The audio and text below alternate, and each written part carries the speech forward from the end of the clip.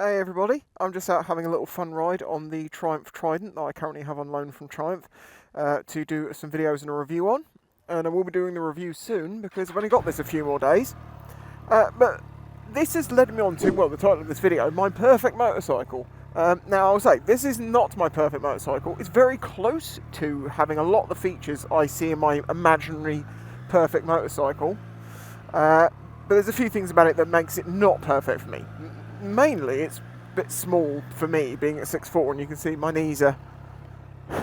You see what's going on here? But it's got many of the characteristics. As I say, I've been recently thinking a lot about, like, what would I like to be in a bike if I could just make my own bike? What would be perfect? So I thought, why not do a little video and basically say what I would do, or what I would want my perfect bike to be. Maybe you can do the same thing in the comments. There's only one kind of rule I'm sticking to with this, which is that the idea of this imaginary bike is that it will be my only bike. I won't have multiple different ones for doing different things. Like, I've got a DLZ 400 SM for, well, I would say for, using off-road, greenlanding, small country road fun type stuff. But mainly it just sits in my garage and makes me sad. Still looking for forks.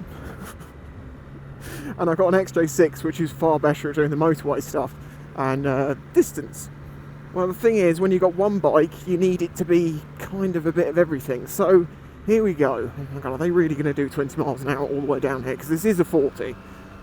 Let's just do their speed, because that way I'll have a lot more time. Okay, so my perfect bike. Let's start at the front. 17-inch wheels, front and back, but I want 17-inch rims on it. I want double discs. Brembos are good, but just a decent set of double discs. The tyres, that can change, depends at the time, But the Rossos and things like that I've used recently on different bikes seem very nice. There's something like that. And then the suspension, I'd like the suspension to work, not leak oil, not make me cry myself. Sorry, I'm going on DR again. I want the suspension to be upside down. I'd like it to have adjustments on it as well. It doesn't have to have, a ridiculous amount of adjustment, but I'd like some adjustments on there to just tweak it to my liking. I'd like them to have reasonable travel, but they don't have to be like off-road suspension length travel, because roads get bad. If you've got very, very sporty suspension and you want to go on some properly bumpy roads, it's not exactly pleasant. But yeah, something with a little bit of travel would be good. Then as for the handlebars, I want bars, I don't want clip-ons. And I should say here, this bike would probably be naked or semi-fed. I don't have anything against fully fed bikes, it's the riding position. Nakeds and semi-feds tend to be more upright. The riding position on this bike is nigh on perfect for me. Were the bike about 20% longer in the tank for my legs. Let's have a look down here, shall we? Today is foosball day. I'm afraid I'm not into football myself. I don't really know anything about it. I know there's something going on today and people are very excited about it, and I hope they do well. I'm sure listening to them coming out of the pub later on to be very entertaining. So that sets the riding position. I want it to have a reasonable sized tank on it, but it doesn't need to be, humongous. 15 litres, something like that that's enough, I think, for me. Monoshock rear suspension with adjustment again. It is nice to have it there. It seems like it doesn't actually have to cost the earth these days to get it, because a lot of bikes are getting it. Again, 17-inch rim on the back, and chain and sprocket drive is absolutely fine by me. So obviously I've missed out the important bit there, the engine. Ooh, where do I want the engine to be? That's actually quite simple. It needs to be, for me, 80 to 110 horsepower, say, because that's plenty for the UK roads. But I want it to have all the torques. The more torque, the better. The torque is what makes a bike fun, and that's what I want, just tons and tons of it. I do like screamy bikes, but I find I ride torquey bikes, and I enjoy riding torquey bikes probably a little bit better. And as for the number of cylinders, well, I want it to have less than 4, more than 1. So that leaves us as a twin or a triple. Triples are very nice, but I do also very much like a twin. So then we're going to say, well, V-twin, parallel twin. I mean, like the MT-07, obviously that is a parallel, but it fires more like a V-twin. So, yeah, depending on how it's firing, I do like the torque of a V-twin. They are good.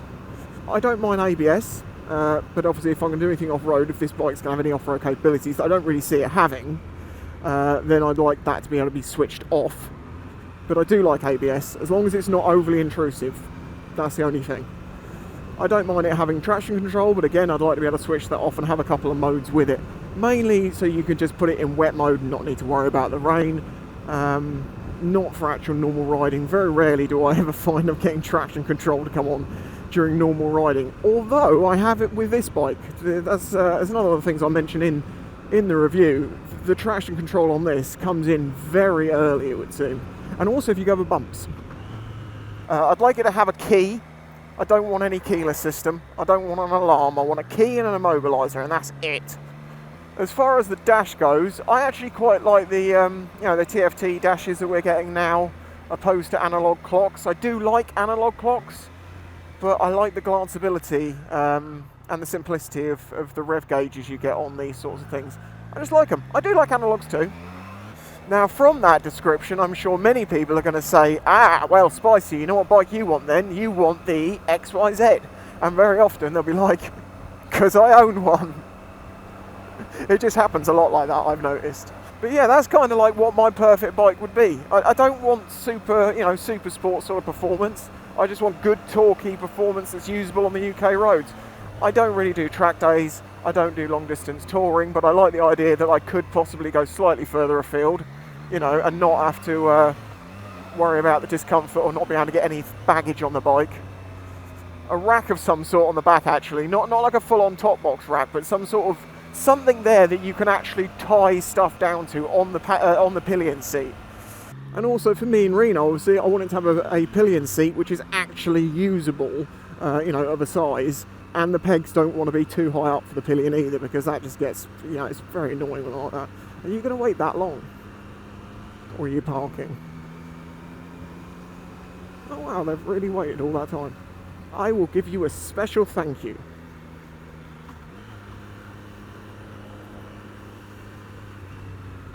Very nice of them.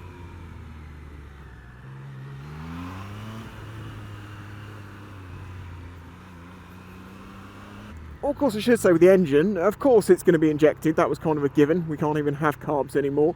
An injection does, to me, on most bikes, feel like a good thing. But I want that injection system to be good. I don't want any weirdness in the low revs. I want it to be smooth, progressive. And I don't want it to feel like it's fly-by-wire, because sometimes some bikes can feel like you twist the throttle and then it does everything for you. It doesn't feel like you have that direct connection. Like, if it's a really terribly, awfully bad idea to twist the throttle absolutely to 100% at a moment, I want to be able to do that. And I know that sounds silly, because for the people who are learning, they don't want that. But we're not all learning. And sometimes you need to have the control that you can basically ride the bike into crashing itself. I don't mean it like that. You know what I mean though? Having it, like, for instance, if you're in a corner that if you put too much power on, you're going to lose the rear most likely in low side. That's something I would like it to be able to do. I want to be able to make a mistake. I don't want the bike to be looking after me to the point it's like, well, who's actually riding the bike here? As I say, this Triumph Trident does actually tick a lot of those boxes. Of course, and I should also mention that the size of the bike needs to be big enough for me at 6'4", and that should be the same for everyone. Obviously, a bike that's big enough for me at 6'4" is not going to be great for someone at 5'2". So, the perfect bike only really exists for you in your context, but it needs to be big enough for me. That's one of the reasons this falls down for me is like the perfect bike, although it's got a lot of the other bits and pieces that go with what I really like. And there we go, that's what I see as my perfect bike. I'd love to see in the comments what you would make your perfect bike. Try not to make them like, dissertation long. If you can make them short, keep to the salient points. It'd be quite interesting to read through and see what people's pros and cons are. Although I suppose you probably want to explain some of it, don't you? So do whatever. Go nuts. Go crazy. Anyway, if you enjoyed this video, please do remember to hit that like button. Subscribe if you're new here. We're getting so close to 100k now. I can sniff it. And if you want to help support this channel, and I also want to say many thanks to quite a few people who have joined Patreon recently. Thank you very much. I really do appreciate the support from you. And I'll catch you in the next one. Bye bye. Yes, I am going to Tesco's, okay? As I say, apparently it's coming home and Tesco's is closing, so I need to go now before it comes home. I don't know about this foosball.